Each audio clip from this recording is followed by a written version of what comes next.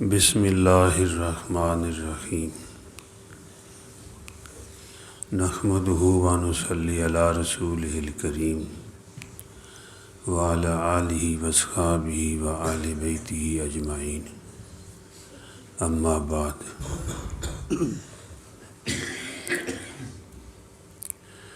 حضرت فاروق اعظم حضرت عمر رضی اللہ تعالیٰ عنہ جب امیر المومنین تھے، نماز پڑھاتے اور نمازیوں کی طرف دیکھتے، اگر کوئی اجنبی ہوتا تو بلا کر اسے حال احوال اس کے علاقے کے بارے میں پوچھتے تھے۔ تو ایک مرتبہ ایک شخص کو دیکھا اجنبی ہے، اس کو بلایا اور اس سے پوچھا، اس نے اپنا بتایا فلاں علاقے سے ہوں، اور پوچھا کہ ان علاقے والوں کا حال، اور پوچھا مسجد میں آتے ہیں؟ تم نے کہا کہ جی آتے ہیں۔ تو انہوں نے کچھ اس انداز سے پوچھا کہ ان کو سمجھ نہ آئی، پوچھا کہ کس طریقے سے آتے ہیں، پھر بات سمجھائی۔ انہوں نے جب عرض کیا کہ مجھے سمجھ نہیں آئی بات، تو آپ نے فرمایا اس طرح تو نہیں آتے جیسے کہ بدکا ہوا جانور ہوتا ہے۔ کہنے لگے نہیں جی، آتے ہیں ہمارے لوگ، نماز کے بعد اگر کوئی حلقہ لگا ہو تو اس میں بیٹھ جاتے ہیں، بات سن کر جاتے ہیں۔ مختلف حلقے، علمی حلقہ یا کوئی مشورہ ہو یا ذکر کا حلقہ ہو، تو فرمایا پھر اپنے علاقے والوں کو میرا پیغام دے دینا کہ جب تک تم یہ عمل کرتے رہو گے، نماز کے بعد اگر کوئی حلقہ لگے اس میں بیٹھو گے، تمہارے علاقے میں خیر و برکت ہوگی اور تمہارے علاقے میں رشد و ہدایت پھیلے گی۔ تو یہ مساجد کا آباد کرنا اور کوئی حلقہ لگا ہوا ہو، جیسے تعلیم ہوتی ہے یا ہمارے ہاں ماہانہ وہ ذکر ہوتا ہے، ویسے بھی کوئی دین کی بات ہوتی ہے، جیسے جماعت آ جاتی ہے تو اس میں بیٹھ جانا ہمارے لیے اس میں اور علاقے والوں کے لیے خیر و برکت ہے۔ اللہ اکبر۔ جب حضور صلی اللہ علیہ وسلم دنیا میں تشریف لائے تو بعض بت گرے اوندے منہ، تو ان سے آوازیں آئیں کہ اب ہمارا زمانہ ختم ہو گیا، مسجد والوں کا زمانہ آ گیا۔ ایک بت سے آواز آئی، ہلاک النیس وعاش اہل المسجد، کہ ہم تو یعنی بت ہلاک ہو گئے، ختم ہو گئے، مسجد والے زندہ باد، یعنی مسجد والے جو ہیں یہ زمانہ ان کا ہے، ان کے لیے مبارک ہے۔ تو میں ایک دن سوچ رہا تھا کہ دیکھو بھائی، اللہ پاک نے ہمیں دنیا میں بھیجا ہے تو کہاں پر بھیجا ہے؟ ایک تو عالم ارواح میں، وہاں سے ہم سفر کرتے ہوئے کہیں سرائے میں ٹھہرے، پھر دنیا میں پہنچے۔ تو دنیا ہمارے لیے کیا ہے؟ غالباً جمعے پر بھی یہ بتایا تھا، ہمارے لیے دنیا عبادت گاہ ہے۔ آپ صلی اللہ علیہ وسلم نے فرمایا ہماری صفیں فرشتوں کی صفوں کی طرح ہیں۔ اس کے دو مطلب محدثین نے بیان فرمائے ہیں۔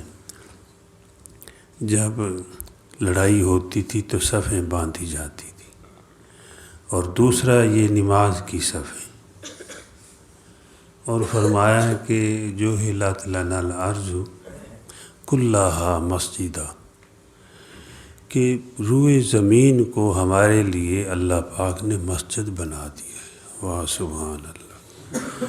اللہ پاک نے ہمیں عالم ارواح سے سفر کراتے ہوئے اس دنیا میں ہمیں مسجد میں بھیجا ہے، یہ عبادت گاہ ہے۔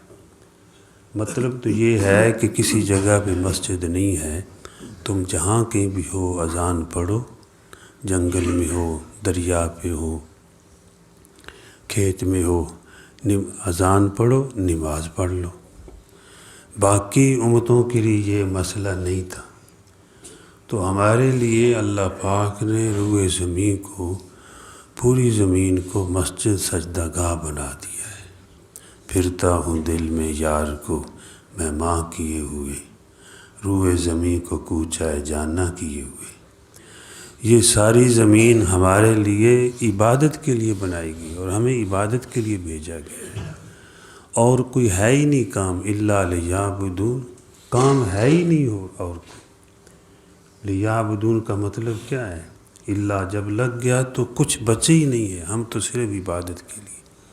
لیکن کچھ عبادات جو ہیں وہ مسجد میں ہوتی ہیں، کچھ عبادات بازار میں ہوتی ہیں، کچھ گھروں میں ہوتی ہیں، کچھ معاشرے میں ہوتی ہیں۔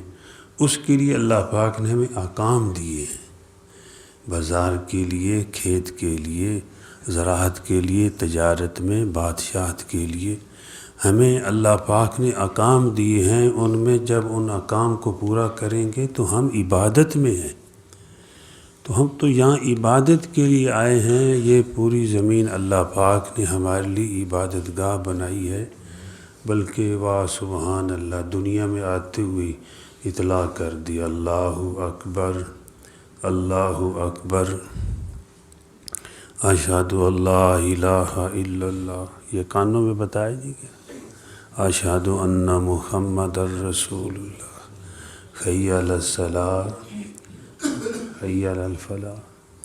تو یہ میں بتا دیا گیا کہ تم مسجد میں پہنچو کہ عبادت گاہ میں، یہاں عبادت کے لیے آئے ہو جی۔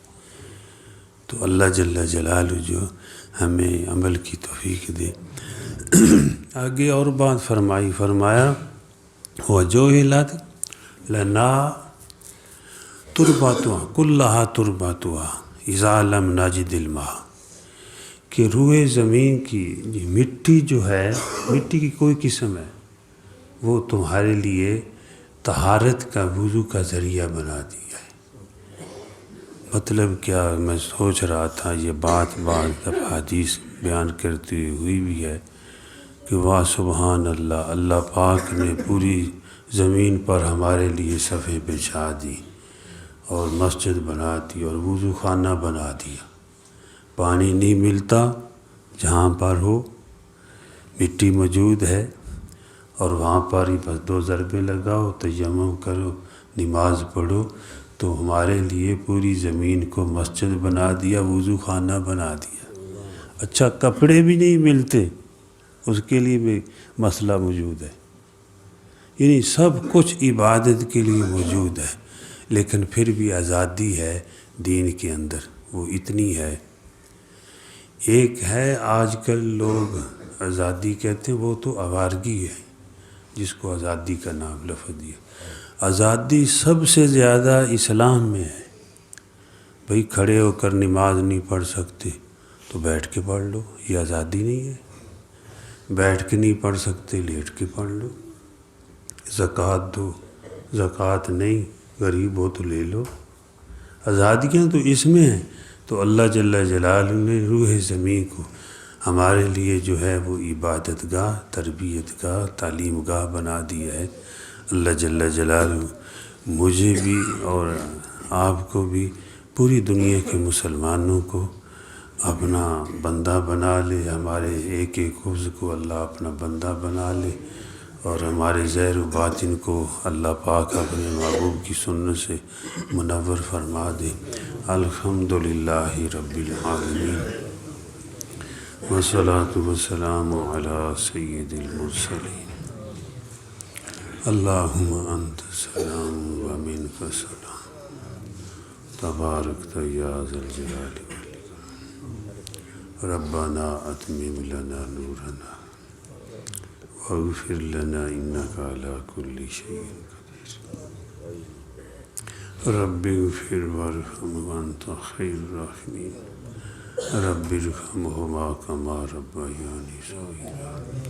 ربنا هب لنا من ازواجنا وذریاتنا قرۃ اعین واجعلنا للمتقین فینا اماما۔ مولا کریم جن بھائیوں نے اور جتنے موجود ہیں ہم سب کی، اور جن بھائیوں نے دعاؤں کے لیے کہا ہے، یہاں ہم نے جن سے دعا کرنے کا وعدہ کیا ہے، یہاں جو لوگ ہم سے دعاؤں کی توقع رکھتے ہیں، میرے مولا ان سب کی جائز حاجات نیک حاجات کو پورا فرما، سب کی پریشانیوں کو دور فرما، یا ارحم الراحمین سب پر رحم فرما، سب کے اہل و عیال پر رحم فرما۔ مولا کریم ہم سب کو اور پوری امت مسلمہ کو نیک صالح بنا دیجیے، پوری دنیا کے کافروں کو ہدایت نصیب فرمائیے۔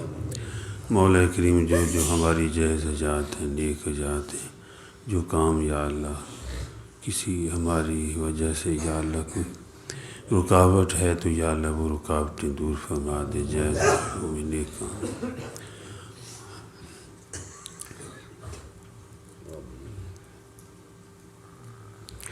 ربنا تقبل منا انك انت السميع العليم۔ صلی اللہ تعالی علی خیر خلق محمد وعلی آلہ واصحابہ وآل بیتہ اجمعین برحمتک یا ارحم الراحمین، آمین۔